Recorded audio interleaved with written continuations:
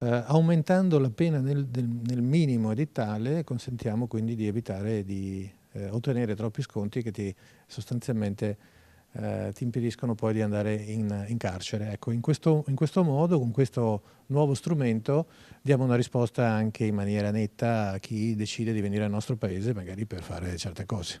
Un messaggio quindi ai ladri trasfertisti e alle bande specializzate, protagonisti per buona parte dell'escalation che si sta registrando sui territori. Eccola la stretta del governo contro chi entra nelle case e nei negozi, una serie di misure che Andrea Ostellari, sottosegretario alla giustizia, anticipa davanti al popolo di Furtincorso, l'associazione che da quasi 10 anni si occupa di sicurezza condivisa. A Santa Caterina a Treviso ci sono anche sindaci, Mario Conti in testa, prefetto, i vertici delle forze dell'ordine. Sullo sfondo i decreti sicurezza in cantiere, dove si prevede un ritorno alla procedibilità d'ufficio, in altri termini il superamento della riforma Cartabia.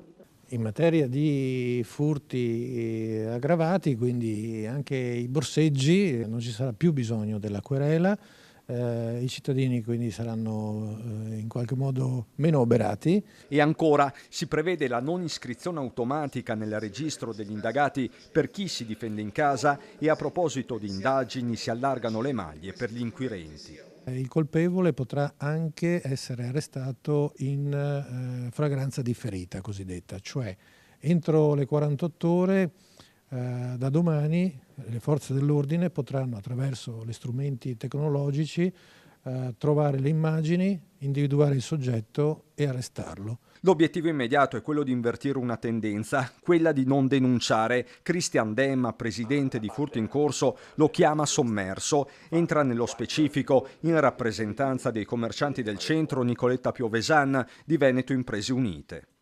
Perché poi noi altri non solo subiamo il danno, ma anche la mancanza di lavoro successiva. La gente ha paura e non viene più nei negozi, nei centri storici.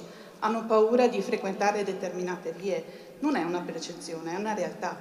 Di fronte agli impegni dell'esecutivo, a questo punto sono diversi i nodi al fazzoletto. Praticamente quasi tutto quello che si chiedeva, no? Quindi soddisfatti a dir poco.